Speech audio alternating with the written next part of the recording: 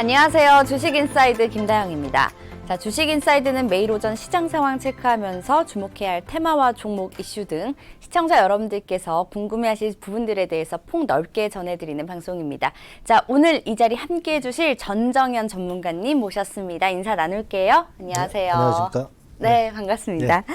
자, 전문가님 시장에 좀 여러 변수가 너무나 다양한 편이죠. 그래서 어제 하늘까지 금리 인하를 확정을 하면서 우리 시장에 좀 그만큼 더 변수가 생겼다라고 좀 얘기를 할 수 있을 것 같은데요. 오늘 시장 상황 함께 살펴볼게요. 어떤가요? 네, 그래서 금리 인하 문제는 제가 일전에 한번 언급을 드렸습니다. 네. 앵커님이 이제 그 말씀을 하셔서 그런데 금리 인하는 첫 번째 금리 인하 때는 주가가 별로 안 움직인다고 그랬어요. 그렇죠? 맞아요. 어제 같은 경우 보더라도 깜짝 금리 인하가 됐지만 실제로는 뭐 시장이 오히려 내림세를 유지를 했어요. 그러니까 항상 금리 인하의 효과가 나오고 강하게 주가를 상승시킬 모멘텀이 나올 때는 두세 번째 금리 인하 정도 돼야 된다. 네. 이걸 좀 항상 생각을 하셔야 될 것 같습니다. 금리 인하는 안 좋을 때, 경기가 안 좋을 때 항상 발생이 되거든요. 그쵸. 최악의 국면에서 발생하기 때문에 네. 그것이 처음에는 약효가 없어요.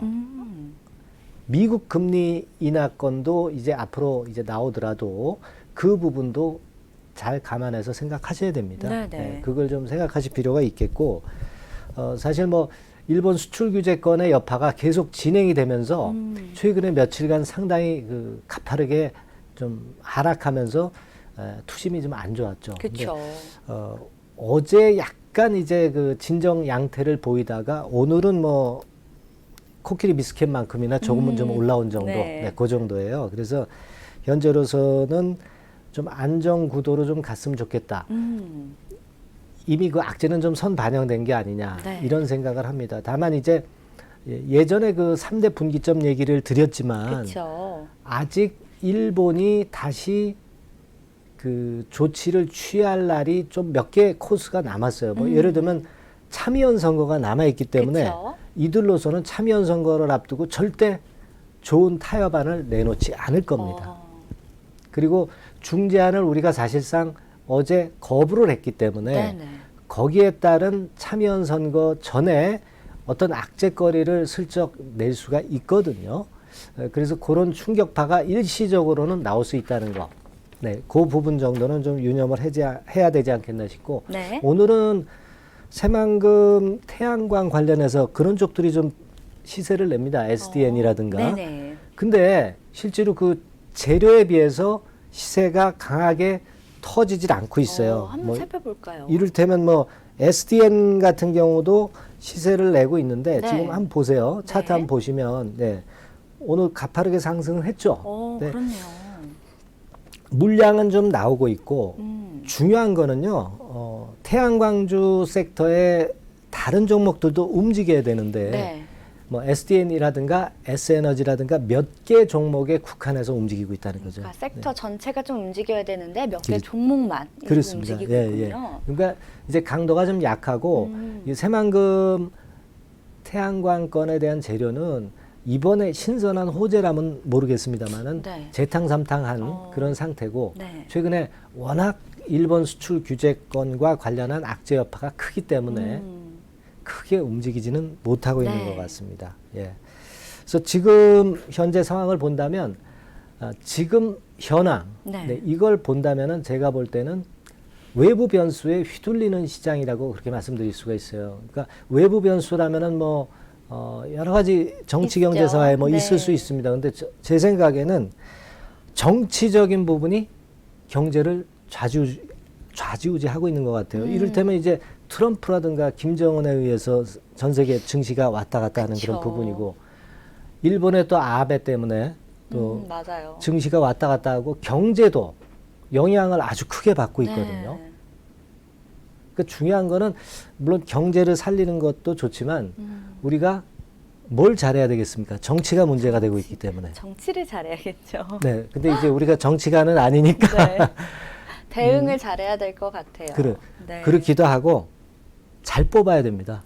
네, 그쵸. 지도자를 잘 뽑아야 되겠다. 사실은 그게 먼저죠. 예, 네. 어떤 지도자를 뽑는 것이 옳으냐, 그건 이제 개개인의 주관이나 판단에 따라 다르겠지만 네네. 그게 이렇게 경제를 좌지우지하고 있습니다. 미국 그렇죠. 그렇고 지금 미국 대통령, 일본 대통령이라든가 뭐 문 대통령님이라든지 네. 뭐 여러 변수들이 있거든요.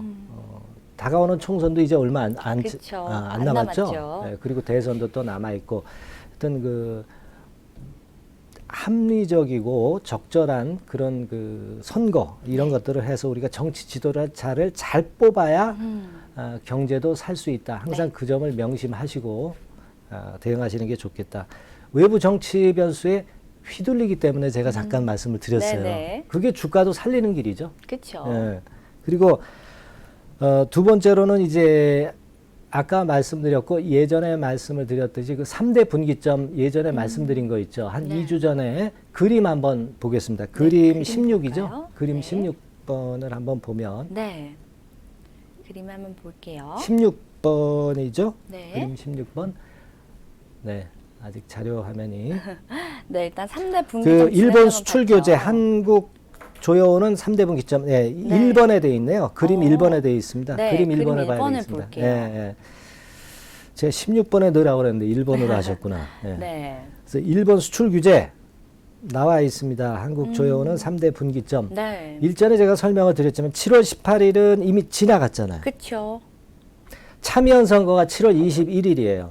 그럼 얘네들이 개헌위에서 결국 이제 참여연 선거에서 자민당이 승리를 하려고 한다면 3분의 2 의상의 의석을 얻으려고 한다면 뭔가 또 마이너스적인 재료를 터뜨릴 수도 있습니다. 네.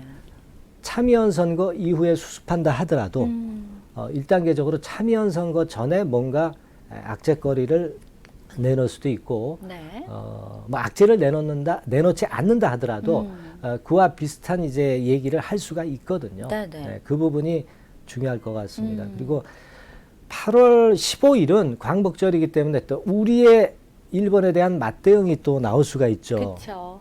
그런 것들이 꼭 주식시장에는 좋다고 볼 수만은 없습니다. 예. 그리고 화이트 리스트 네. 3번 31일이고 24일 2번 있죠. 네. 군사정보보호협정 연장 시한인데 우리가 아마 군사정보보호협정을 이번에 연장을 안 하려고 하는 맞대응 코스로다가 네. 그런 그 의도를 갖고 있는 거로 봅니다. 그래서 사실 그 8월 15일, 24일, 31일 전부 네. 다 악재거리가 되고 있거든요. 그쵸. 예. 근데 이게 사실 정치적인 데서 비롯된 문제이기 때문에 정치적인 해법으로 또 풀 수가 있는 거예요. 맞아요. 나쁘게만 볼 건 없고 네. 그 분기점에 우리가 잘 대응을 해야겠습니다. 근데 어떻게 될지 모르기 때문에 항상 우리가 미리 예단해서 움직이기보다는 그 결과를 보고 대응을 잘 하는 게 빠른 중요하다. 대응도 중요하죠. 예, 그렇게 보고요. 네. 그래서 저는 그 지금 현재의 상황이라면 대형주 쪽으로는 지금 현재 큰 시세는 안 나기 때문에 역시 스몰캡 위주로 해야 되는데 네네. 주도가 수출 규제 관련주기 때문에 아직은 그쪽에 좀 중심을 두고 하는 게 좋겠다. 네. 다만 이제 주가 등락을 잘 이용을 해야 되겠죠. 네. 그렇게 시장을 좀 대응을 해야 될 것 같습니다. 네. 자, 뭐 지금 시장은 외부 변수에 많이 휘둘리고 있습니다. 특히나 정치적인 부분 변수 때문에 좀 저희 시장이 힘든 게 아닌가 이런 생각이 드는데요. 그렇기 때문에 주도 이슈를 좀 지니고 있는 중소형 스몰캡 위주로 단기 매매하는 전략을 짜시면서 시장 대응해 보시면 좋을 것 같습니다. 말씀 잘 들어봤고요. 자, 그렇다면 코스피와 코스닥 지수도 한번 볼게요. 지수 현황 한번 살펴볼까요? 예, 코스피, 코스닥 그 제가 이번엔 지난주에 전망했던 거를 네. 갖고 왔습니다. 그래서 지난번에는 제가 잠깐 이제 안 갖고 왔었는데 네네. 이번엔 좀 갖고 와서 그 비교를 한번 해보려고 그래요. 네. 지난주에는 제가 종합 코스피 지수를 2030에서 2130포인트로 말씀을 드렸습니다. 네네. 유가증권 시장 지수를. 그렇죠. 근데 이제 하단은 2050이었고요. 상단은 뭐 아직 도달은 못한 상태고 하단은 2050이었고 제가 말씀드린 2030보다는 조금은 위쪽에 지금 위치해 있죠. 지금 네네. 차트 한번 볼까요? 네, 코스피 볼까요? 지수 같은 경우 그렇죠. 2000한 5, 60 정도, 네, 요 정도 수준입니다. 제가 말씀드렸던 라인은 여기였죠. 네. 여기였습니다. 상단은 이제 우리가 희망을 하는 것이기 때문에 크게 지금 의미를 둘 필요는 없지만 2100포인트 정도를 말씀을 드렸는데 네. 2130이었네요. 지난주는 2030에서 2130을 말씀하셨죠. 2130이었죠. 네. 예, 그 정도 선이었고. 근데 지금은 이제 정치적인 리스크가 있고 일본 수출 규제권에 대한 앞으로 전개 과정 몇 가지 고비가 좀 남아 있습니다. 그러면 하단을 과연 어떻게 잡을 것이냐가 상당히 그 중요할 수 있는 그런 부분인데 아직은 제가 볼 때는 2060포인트의 위치에 있는 지수이기 때문에 하단은 2030 정도는 그대로 유지를 하고 싶어요. 똑같네요. 예, 그렇죠? 2030. 네. 왜 그런 거 아니? 아무래도 그 일본 정치적인 변수가 남아 있기 때문에 그런 측면이다. 이렇게 봐야 되겠고 네. 실제로 이 예전에 그 작년 말에 한번 이때 상황을 한번 보세요. 이때 네. 상황을 보면은 20일선에 맞닥뜨렸다가 다시 무너지고 구덩이를 한번 팠잖아요. 그쵸. 그죠? 코스피 지수하고 코스닥 지수하고 틀립니다. 근데 코스피 지수 같은 경우 이렇게 구덩이를 한번 팠어요. 네. 근데 정치적인 변수에 의해서 좌우되기 때문에 꼭 이렇게 된다라고 절대 볼 수는 없습니다. 하지만 지금 현재 상황을 보면은 강도가 아직은 좀 미약하기 때문에 하단은 좀 낮게 2030 정도로 봤고요. 상단은 역시 2100 그대로 2100선이 여기죠. 예. 조금은 낮췄어요. 네, 좀 아까 낮추셨네요. 2130보다는 네. 조금 낮췄습니다. 왜냐하면 정치 변수에 눌리기 때문에 박스권을 조금은 낮춰서 전망을 할 그럴 필요성이 좀 있겠고요. 네. 그 다음에 이제 코스닥 같은 경우 지수 보면 코스닥 한번 볼게요. 코스닥 지수입니다. 네. 지금 코스닥 지수는 틀린 점이요. 네. 일전에 한번 보세요. 작년 말에 네. 여기서 보면은 이때는 이제 밑으로 구덩이를 여기서는 안 팠죠. 여기서 거래소 지수 같은 경우는 유가증권 지수는 이렇게 팠었지 않습니까? 그렇죠. 근데 조금은 이제 그렇지는 않아요. 아무래도 여러 가지 그 변수에 의해서 이제 틀릴 수는 있습니다만은 그런 면이 좀 틀릴 수 있고 코스피 지수보다는 조금은 더 날 수가 있어요. 미리 더 단기적으로 급락을 한 것이 이제 코스닥 지수기 때문에 그런 생각이 좀 들고 지난주에는 650에서 720을 전망을 드렸죠. 네, 그렇죠. 650에서 720은 어디냐? 720이 이제 여기죠. 650이 여기입니다. 네. 아직까지 그 바운더리 안에 내에 있네요. 있습니다. 네. 있기는 한데 지금은 이제 거래소 유가증권 지수와 마찬가지로 하단을 조금은 그 깰 수도 있어요. 밑으로 살짝 네. 내려왔다가 반전할 수도 있기 때문에 지금으로서는 제가 볼 때는 640포인트 선을 하단을 좀 보시는 게 좋겠어요. 네. 상단도 조금은 제가 볼 때는 조정을 좀 낮출까요? 해야 된다고 네. 봅니다. 720선 정도로 10포인트 정도 내려서 여기가 아니죠. 720이죠. 네, 720이면 어딥니까? 네, 조금 지난주에 위쪽이죠. 650에서 720을 네, 말씀해 주셨죠. 이선 정도. 네. 이 정도로 보시고 대응을 하는 게 좀 낫지 않겠나. 네, 그렇게 판단됩니다. 지수는 뭐 우리가 맞출 수는 없습니다. 그러니까 맞출 수 없다고 예상을 못해서는 안 되죠. 예상을 해보고 기준에 입각해서 매매를 해야 될 것 같습니다. 네. 자, 저희 지수 전망까지 함께 살펴봤습니다. 자, 아무래도 이번 주에 가장 큰 이슈는 한일 수출, 무역 분쟁이 아닐까 싶습니다. 자, 오늘 일본 수출 규제에 대한 업종별 현황과 더불어서 종목들까지 차트를 통해서 좀 자세하게 짚어볼 텐데요. 좀 어떤 이야기들 먼저 전해주시겠어요? 예, 그 업종별로 우리가 전망을 좀 해봐야 될 것 같아요. 네네. 근데 실제로 업종별 그 전망하고 실제로 현재 주가가 움직이는 게 좀 틀리긴 합니다. 이를테면 반도체 쪽은 전망이 어두울 걸로 봤잖아요. 근데 좋았죠. 예. 네. 근데 실전에서는 다르게 움직이고 있습니다. 그러니까 왜 그럴까? 그리고 전체적인 업황 정도는 우리가 업종별로 살펴보고 그 업종 내에서 대표적인 종목들이 어떤 흐름을 보이고 있는가 이걸 좀 봐야 되겠고요. 네. 그리고 실전에서는 어떤 종목들이 실제로 움직이고 있고 그 종목들의 변화나 판단 이거 어떻게 해야 될 것인가 이런 부분을 좀 이번 시간에 알아보려 합니다. 네. 자, 그렇다면 지금 가장 큰 이슈가 사실은 반도체 부분이잖아요. 네네. 말씀을 하셨다시피 반도체가 굉장히 전망이 어두울 것으로 저희가 생각을 했는데 의외로 굉장히 반사이익하면서 많이 올랐단 말이죠. 반도체부터 좀 살펴볼까요? 네, 그러죠.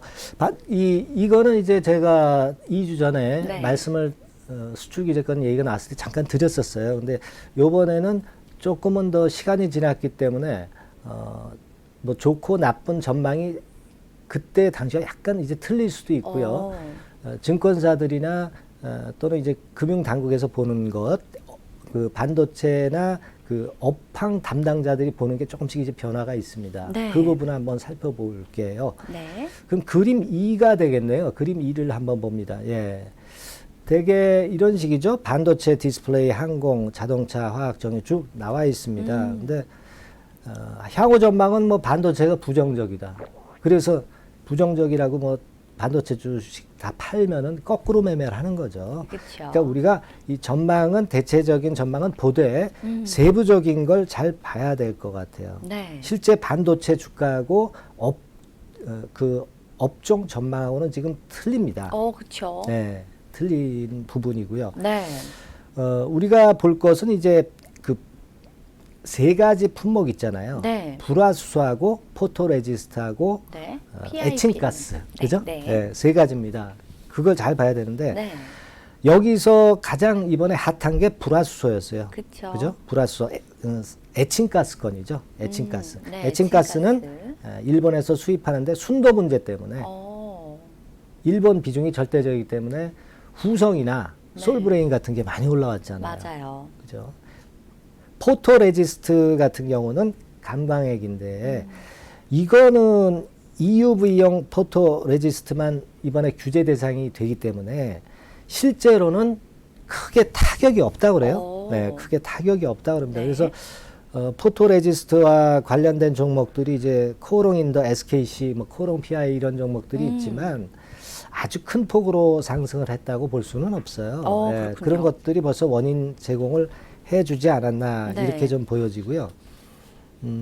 그리고 그 지금 현재는 이걸 한번 볼 필요가 있습니다. 뭐냐면 그림 6번이 되겠네요. 네, 그림 한번 6번. 볼게요. 네. 글로벌 D램 한국 시장 점유율이 73%입니다. 그죠? 네, 그렇네요. 그리고 OLED 한국 점유율 94%예요.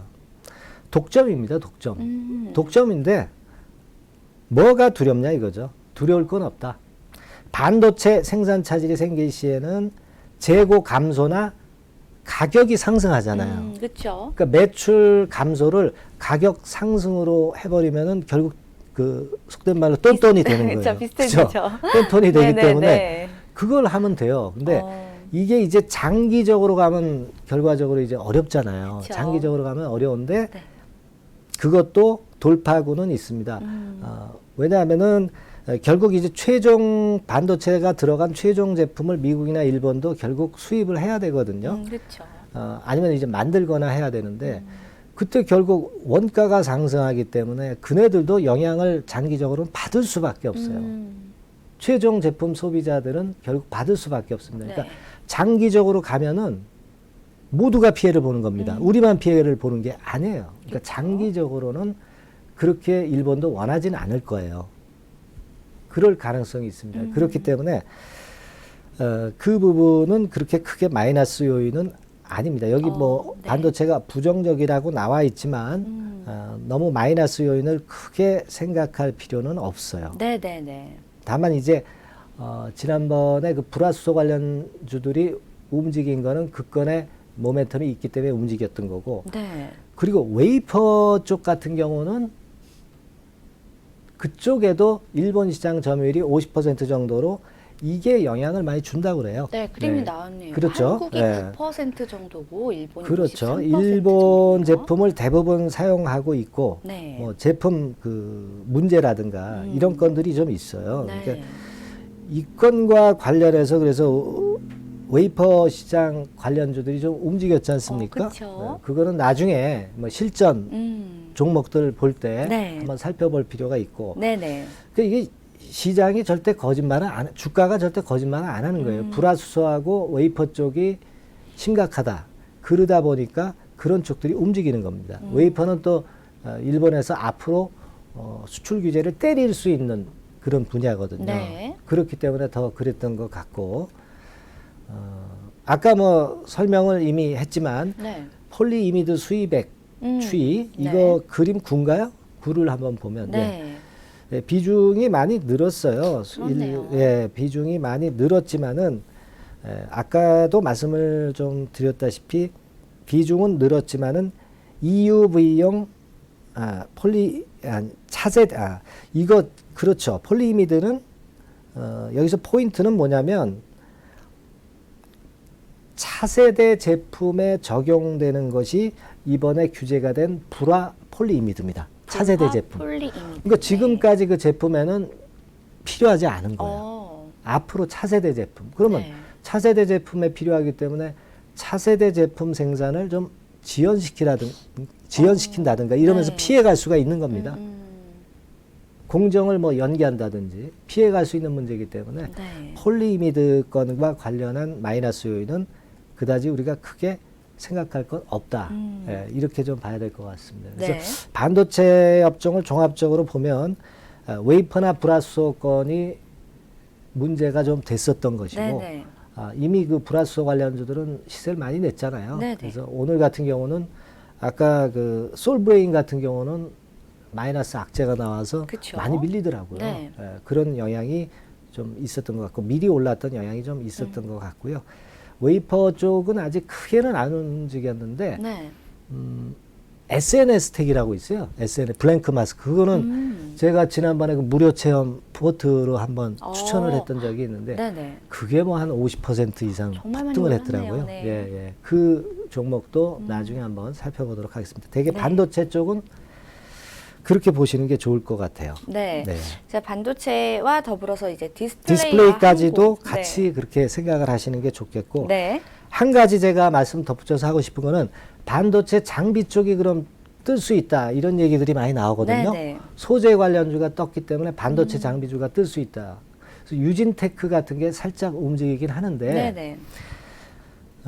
반도체 장비를 우리가 그 생각할 때 공급선이 다변화되어 있기 때문에 네. 반도체 장비가 큰 영향을 받는다고 보기는 좀 어렵습니다. 공급선이 다변화되어 있어. 꼭 일본산만 장비를 사는 거 아니거든요. 네네.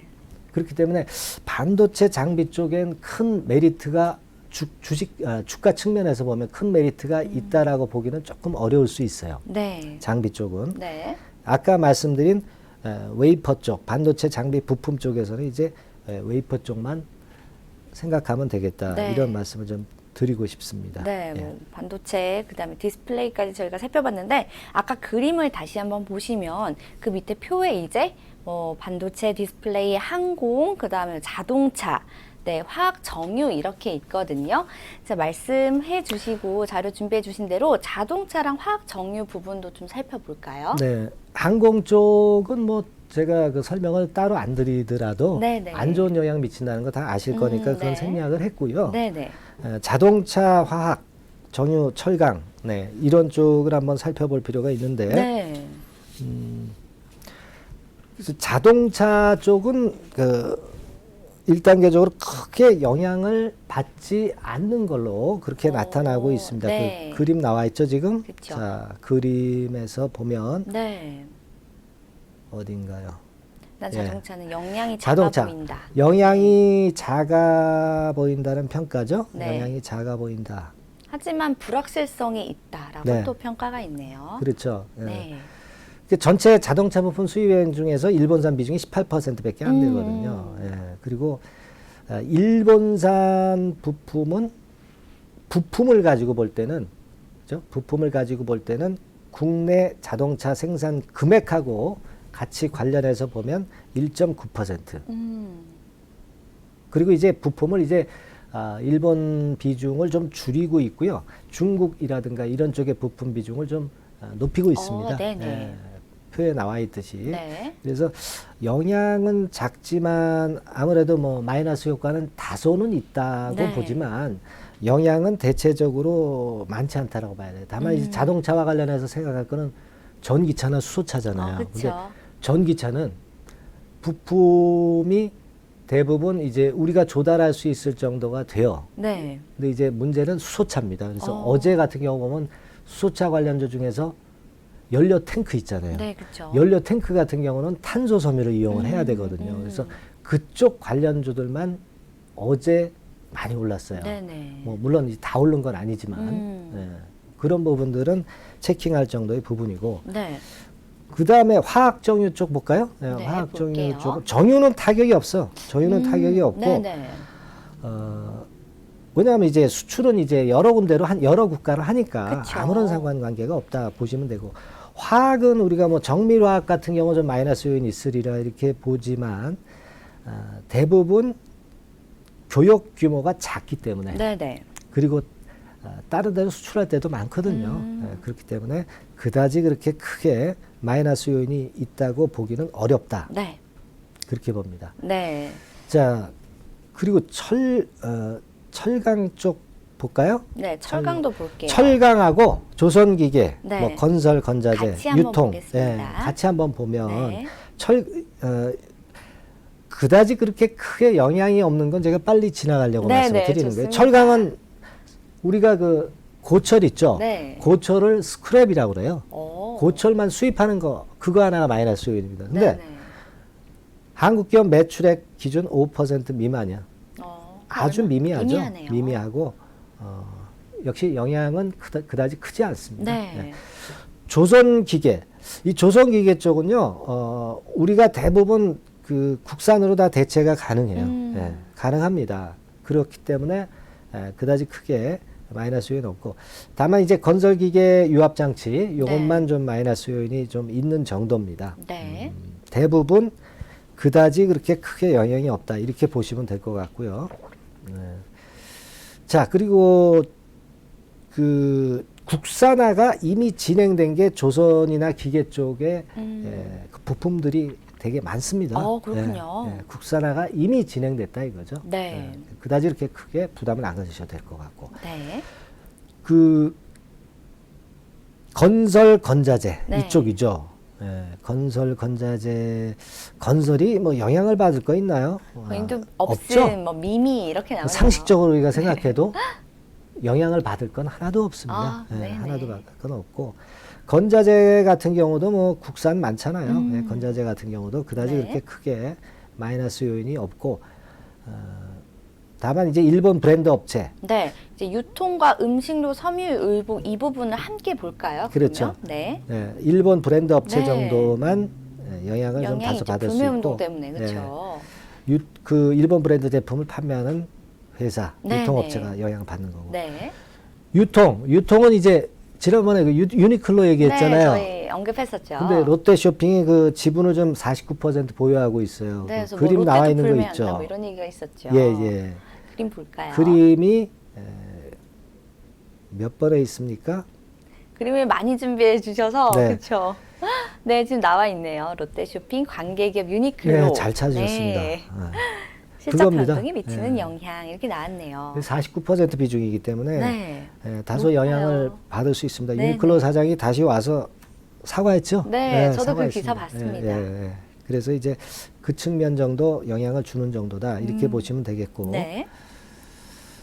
자 그리고 이제 음식료 쪽인가요? 네, 그죠? 음식료 쪽을 한번 선물고, 봅시다. 인터넷 음식료. 게임. 네. 이거 한번 볼게요. 전업종에 걸쳐서 그래도 우리가 알고 가야 되기 때문에 전반적으로 보면 좋죠. 예, 전반적으로 음식료는 나와 있네요. 그다지 그렇게 크게 네. 영향이 없어요. 미미하다. 영향이 없습니다. 네. 섬유오이복 같은 경우도 크게 영향이 없고요. 네네. 나중에 한번 천천히 한번 살펴보시고요. 네. 게임 미디어 쪽, 뭐 NHN이나 이런 네이버나 이런 쪽도 영향을 안 받습니다. 네, 영향은 안 받아요. 다만 이제 게임 업체들이 다소간의 영향을 받을 정도, 그 정도로 보고 제약은요. 네. 제약은 우리가 시밀러가 있잖아요. 그쵸. 바이오 시밀러, 바이오시밀러가 제너릭 있죠. 제품이 있고 네. 뭐 이런 건이 있기 때문에 국산 대체 가능하기 때문에 네.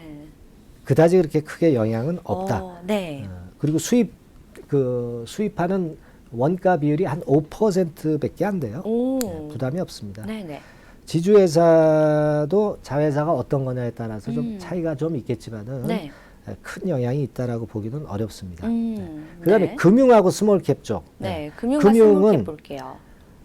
중장기적으로 리스크가 존재할 수 있다는 거죠. 네. 이 여신을 이제 생각할 때 그렇게 볼 수 있고, 그 우리가 궁금한 건 주식시장에 대한 일본계 자금 비중 아니에요. 그쵸. 0.76%입니다. 근데 실제로 그러니까 그거를 너무 크게 볼 필요는 없다. 영향은 있겠지만 네. 너무 크게 볼 이유는 없다. 이렇게 생각하시는 게 필요하지 않겠나. 네. 그렇게 봅니다. 되게 네. 그렇게 업종별로 한번 살펴봤습니다. 네. 자, 지금 표로 너무 잘 정리를 해주셔서 저희가 다양하고 많은 업종군을 어떤 영향이 있는지 표로 잘 정리해서 봤습니다. 잘 봤고요. 그렇다면 실전에서 핫한 종목군들 중에서 이 종목만큼은 하나씩 좀 차트를 통해서 보고 싶다는 종목들이 있거든요. 또 업종을 많이 가지고 오셨는데 이 중에서 한두 종목만 꼽아서 좀 스피디하게 진행해 볼까요? 네. 지금 전부 다 보기가 참 어렵네요. 그쵸. 그죠? 전부 다 보기가 어렵고 실전에서 지금 핫한 것이 동진 세미캠이라든지 SNS텍, 웨이브 일렉트로, 네. 코오롱 PI, 경인양의 유진테크, 네. 테스, 네페스 신소재인데 이게 반도체 쪽이죠. 그렇죠. 근데 이제 여기서 포인트는 그 아까 말씀드렸다시피 이제 블랭크 마스크하고 섀도우 마스크가 웨이퍼 쪽입니다. 그쵸. 웨이퍼. 그러니까 네. 제가 아까 포인트를 뒀잖아요. 웨이퍼 쪽하고 불화수소인데 웨이퍼 쪽이 지금 현재는 문제가 되고 네. 불화수소는 이미 주가가 한탕 이제 뛴 상태고 그쵸. 그런 모습이기 때문에 그러면 SNS텍 같은 경우를 한번 볼까요? 네. SNS텍 볼게요. 근데 제가 볼 때는 SNS텍하고 그 웨이브 일렉트로가 있지만 네. 시세를 이미 좀 냈다는 그런 좀 약점이 좀 있어요. SNS텍 같은 경우도 지금 차트 나와 있습니다만은 네네. 저희 이제 무료 포트에서는 여기서 팔았어요. 여기서 팔았는데 네. 요 정도에 매수해서 잘 팔은 거죠. 잘 팔은 건데 지금은 조정에 들어가 있고 바로 계속 갈 수는 없고 네. SNS텍 같은 경우에 속성이 계속 이렇게 가는 종목은 아니에요. 조정을 주고 매물 소화하고 가는 그런 속성이 좀 있습니다. 네. 이 7,840원대 아주 저가주는 아니죠. 되게 그런 정도로 좀 움직이는 속성이 있기 때문에 지금은 좀 쉬었다 간다라고 보시는 게 좋겠고 네. 되게 한 7,500원 선 정도에서 단기 조정은 마무리할 수는 있지만 지금 현재 상태에서는 좀 매수는 좀 어정쩡하죠. 그쵸. 어정쩡하고 만약에 네. 매수를 하신다면은 7,500원 언저리 근처에서 해볼 수는 있다. 물량을 갖고 있는 분은 이미 타이밍 놓쳤잖아요. 그렇죠. 저희는 위에 9,000원에서 팔았지만. 그러니까 지금은 그런 분들은 이제 반등을 노리고 기다려야 되고 새로 매수하는 분 입장에서는 한 7,500원 선 그렇게 보는 게 좋다 이렇게 보고요. 네. 그 다음에 이제 섀도우 마스크 쪽하고 관련돼서 아까 말씀드렸던 웨이브 일렉트로. 네, 웨이브 일렉트로. 오, 네. 이것도 이제 웨이퍼와 관련된 건데 이 SNS텍이랑 거의 비슷하네요. 그렇네요. 모양이. 예. 이미 시세를 여기서 냈고 지금은 조정 과정인데 오늘 그 음봉인데 네. 길잖아요. 그러니까 그쵸. 충격이 있고 거래도 실렸잖아요. 그렇죠. 맞아요. 거래가 꽤 되죠. 네. 그 거래를 실린 음봉은 그다지 그렇게 좋지는 않습니다. 그러니까 지금 당장은 접근하기가 좀 힘든 그런 부분이고 다시 시세를 낸다면은 이것도 마찬가지로 2만 한 5, 6천 원 선, 네. 이 정도 선에서 몇 기가 좀 들어올 것 같고 새로 매수하는 분 입장에서는 그 정도는 공략할 수 있습니다.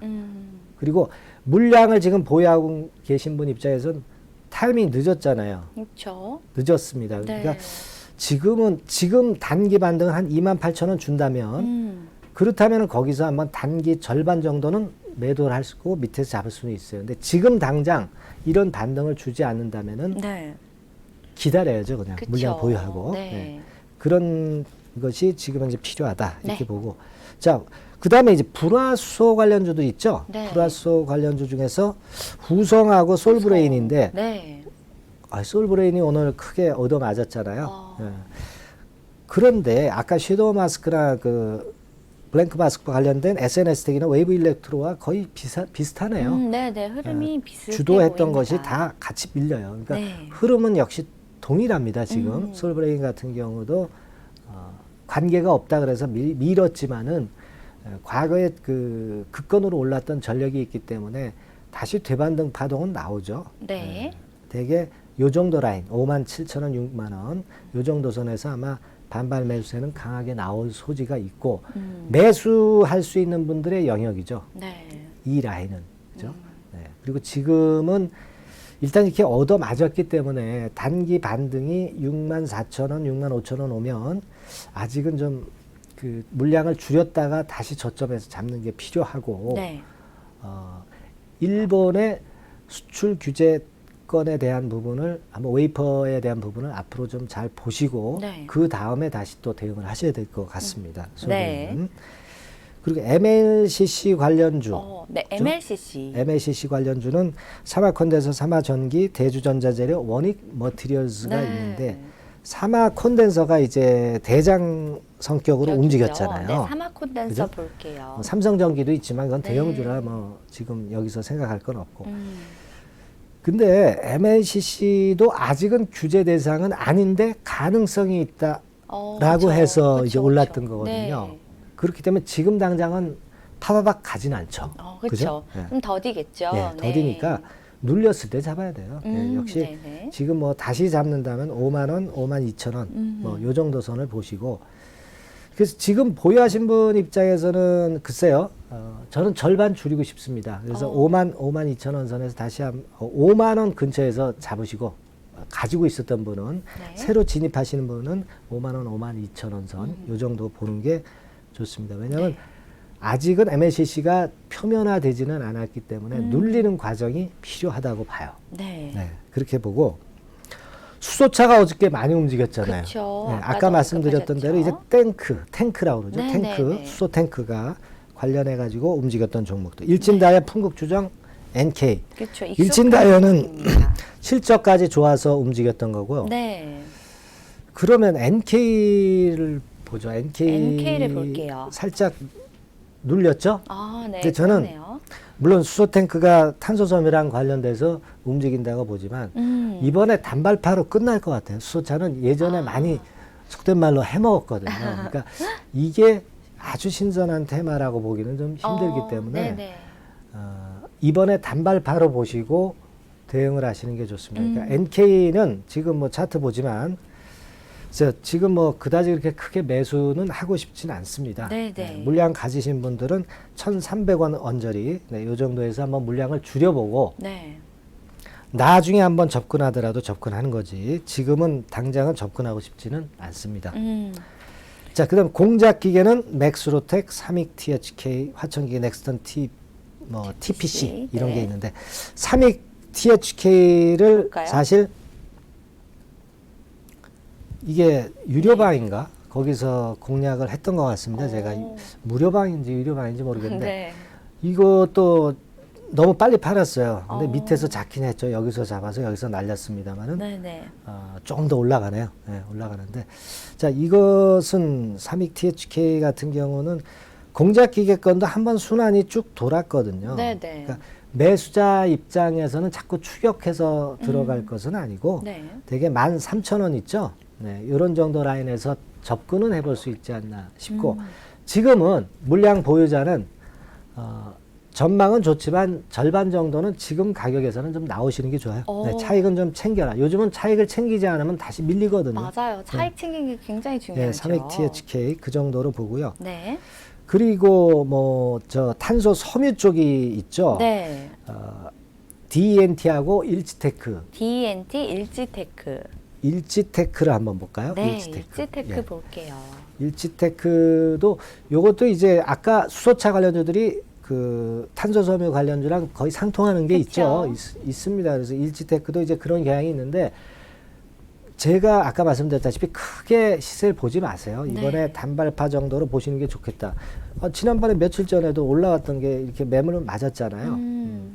지금은 그렇게 크게 보고 싶지는 않습니다. 고점 돌파하는 건 아니고요. 네. 되게 4,300원대 위쪽은 매도로 보시고 매수는 글쎄요. 매수는 지금 하고 싶진 않습니다. 네. 그렇게 보고. 그다음에 뭐 애국 관련주 기타 뭐 잉크테크 손오공이 있지만 네. 이런 것들은 이제 한번 순환이 돌았고 애국 관련주는 바람이죠. 바람이기 빨리 때문에 끝내죠. 한번 이익을 봤으면 네. 나오셔서 딴 쪽을 보시는 게 좀 좋다 이렇게 봅니다. 그래서 네. 전반적으로 투자 전략은 일본 수출 규제는 부담이 크고 단기적으로는 대형주 하면 안 되고 중소형 스몰캡 위주로 하는데 좀 스윙이나 단타 위주로 가시는 게 좋고 네. 순환이 빠르기 때문에 네. 더욱더 그렇게 해야 돼요. 그리고 참여연 선거 이후에 뭔 재료 나오나 한번 검토를 봐야겠죠. 해봐야 되겠습니다. 네. 자, 오늘 현재 수출 규제로 인한 업종별 현황과 더불어서 자, 차트를 통해서도 종목 하나하나 좀 꼼꼼하게 많은 종목들 살펴봤고요. 또 투자 전략까지 다시 한번 정리를 해 주셨습니다. 자, 21일 참여연 선거 이후로 조금 일본 변화에 주목을 해보면서 시장 대응을 해 보시면 좋을 것 같습니다. 자, 오늘은 전정현 전문가와 함께 시장에서 가장 핫한 이슈들 하나씩 살펴봤습니다. 오늘 도움 말씀 주신 전정현 전문가께 감사 인사드릴게요. 감사합니다. 네, 감사합니다. 네, 생방송으로 진행된 주식인사이드 저희가 준비한 순서는 여기까지입니다. 자, 이번 주 주말이 되면 일본 참의원 선거 결과가 드디어 나오게 됩니다. 그에 따라서 우리 시장 흐름도 어느 정도는 방향성을 좀 잡아가지 않을까 이런 생각이 드는데요. 자, 다음 주도 저희 주식인사이드와 함께 시장 대응 발빠르게 해보시기 바랍니다. 슬기로운 투자 생활은 ITBC와 함께 ITBC 채널 좋아요와 구독 꼭 눌러주세요. 시청해주신 여러분 고맙습니다.